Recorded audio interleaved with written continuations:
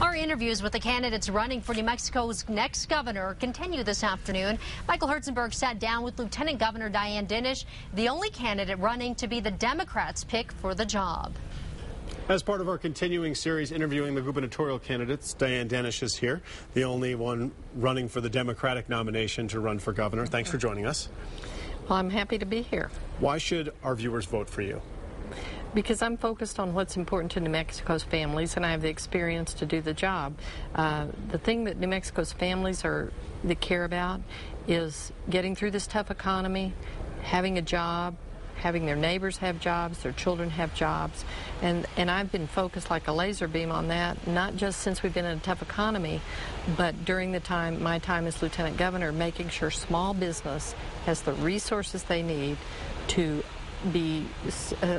survive, to be strong, and to keep our communities vibrant. Well, that leads me to the next question. What are your priorities? Obviously, jobs and the economy. Specifics. How will you achieve the goals you just laid out? Well, I'm going to continue to do what we've done before. We created the opportunity for small business to have access to capital. As a result of that initiative, 1,800 jobs through all parts of New Mexico have been created. We're going to continue to strengthen that, put more money into our micro-lending opportunities. We want to strengthen our community banks. We also want to cut the red tape, make sure that businesses have a smooth road, that we can help them along the way, do the things that they need to do. Small businesses create 85 to 90% of the jobs in New Mexico.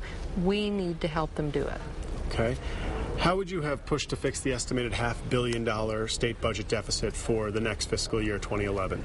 Well, let me say I was disappointed in this last legislative session because I don't think they had enough focus on streamlining and restructuring that will actually save dollars. So I think that's what we need to do is consolidation. The Carruthers report had some very good ideas. I wish that more time had been spent on that, and that's what I'll do even now in the next legislative session, is to, as well as cutting political appointees, giving people the job because they're qualified, not because they're connected, is important to me, making sure taxpayers are getting the best bang for their buck. Open government, it's easy to be there for the ribbon cuttings, it's easy to be there when it's good news, but when your administration makes a mistake, or it's alleged that your administration makes a mistake, are you going to be there to answer questions without fail?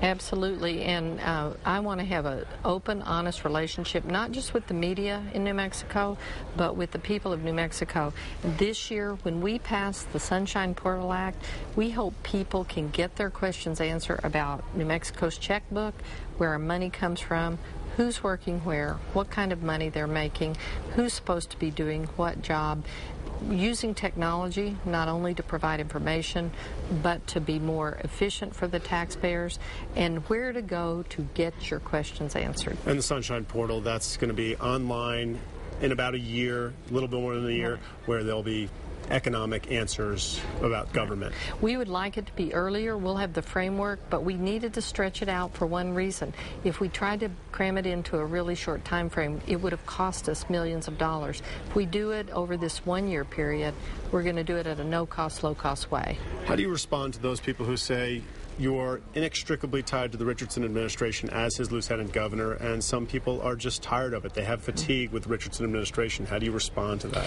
Let me just say this. I'm an independent voice and have been the whole time. People can look back at my record and the things that I've achieved as lieutenant governor. But I have a unique relationship with the people of New Mexico because I have lived and worked in 5 communities. I'm a small business person who got elected lieutenant governor, and I ran for public office because I believed I could do more. This is my home. This is where I belong, and I have a genuine desire to improve New Mexico. And I believe people understand that and know that about me, but if they don't, they'll know it by the time we get to Election Day. Thank you very much for your time, ma'am. Thank you.